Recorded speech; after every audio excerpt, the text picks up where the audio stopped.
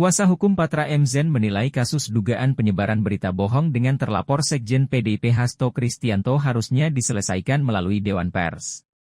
Hal tersebut disampaikannya usai Hasto diperiksa penyidik Subdit Kamnek di Treskrimum Polda Metro Jaya pada Selasa, 4 Juni 2024. Meski begitu, ia mengatakan Hasto tetap memenuhi panggilan penyidik pada hari ini walau semestinya tak wajib hadir. Yang ditujukan kepada saya atas beberapa pernyataan yang dibuat media TV nasional yaitu dengan 6 SCTV dan Kompas TV, di mana dari pernyataan saya itu kemudian ada yang mengajukan ke aparat penegak hukum karena juga pernyataan saya itu merupakan suatu bentuk penghasutan. Konek mobil dulu ya, udah nyampe. Oh, nanti kontak-kontakan ya mas. Terima kasih. Selamat ternyata biasa. Aku ada mobil. Bang. Nanti kita tamu di sini. Apa udah ada di Moskow Pak? Saya KPK Pak. Tapera ada Pak, tapera.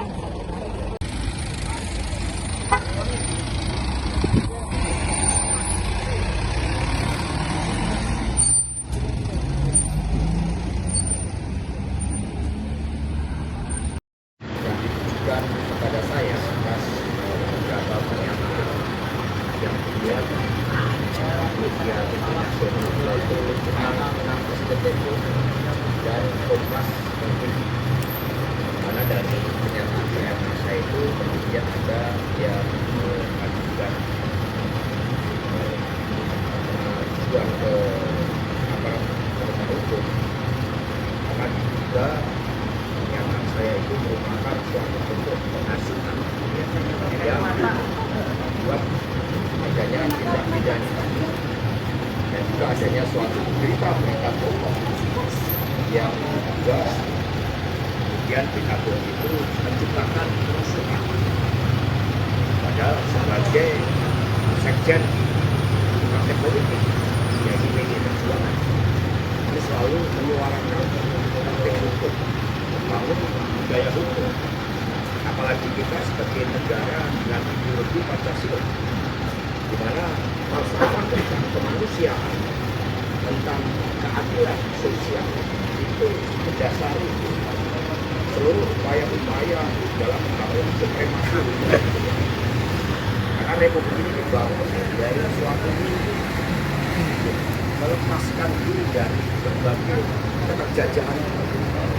Jika muncul gagasan-gagasan kebebasan berserikat, berkumpul, dan menyampaikan pendapat. Dan para pendiri bangsa kita, maka perjuangannya itu kemudian dikenakan hukum-hukum kolonial. Sehingga seperti Bung Karno, Bung Hatta, penjara, berjuang di cita-cita itu. Karena itulah ketika menjalankan tugas memberikan keterangan, bagi saya sebagai kader partai ini adalah suatu ritual kehidupan politik seorang kader yang harus berani menegakkan hukum, berani menyuarakan kebenaran.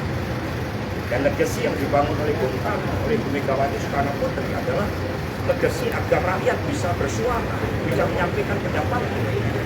Dan partai politik punya tugas menyerap aspirasi dan menyuarakan pendapatnya itu.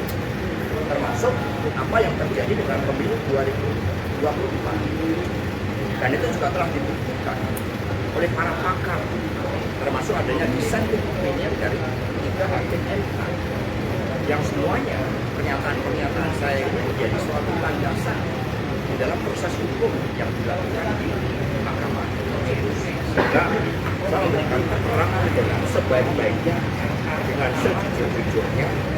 Nah kemudian karena yang saya sampaikan baru juga program jurnalistik, berarti apa undang-undang pers dan kebebasan pers itu merupakan bagian dari amanat reformasi yang kita perjuangkan dengan susah payah oleh terutama kalau kita lihat sejarah reformasi oleh Megawati Soekarno Putri yang kemudian keliling ke seluruh Indonesia mendengarkan suara rakyat yang saat ini tidak bisa bersuara.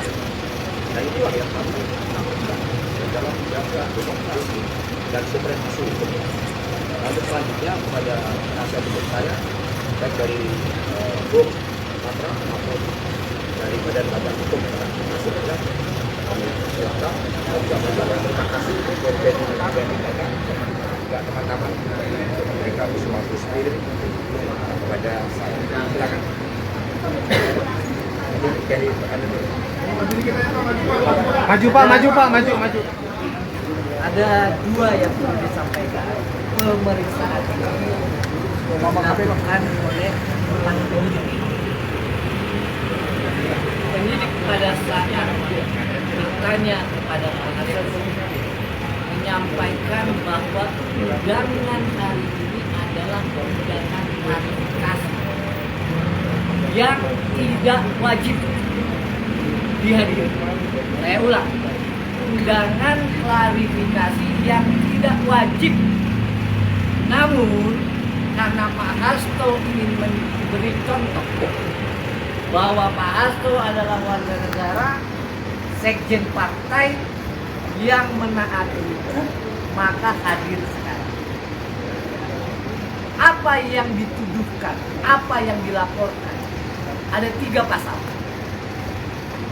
Yang pertama pasal 160 KUHP yang digunakan pemerintah Hindia Belanda kolonial untuk menjerat para pemimpin kita pada waktu itu. Adzai artikel pasal-pasal penyebar kebencian. Yang kedua, pasal 28 dan pasal 45A Undang-Undang ITE. Sebagaimana Pak Hasto sampaikan bahwa karena ini adalah produk jurnalisme untuk menghormati hukum, penyidik mempersilahkan kita ikut Pak Hasto ke Dewan Pers terlebih dahulu. Oleh karenanya, apa hanya 4 pertanyaan. Jadi ini sekali lagi adalah hak Pak Hasto untuk menyuarakan kebenaran, termasuk kecurangan pemilu yang sudah menjadi pertimbangan Hakim Majelis Konstitusi di 3 September. Ya, jadi itu kenapa?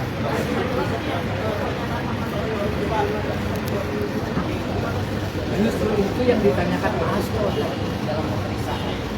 Sebelum melanjutkan, Pak Hasto dari bertanya malah klarifikasi pernyataan apa yang katanya kasus, pernyataan apa yang katanya membuat keonaran.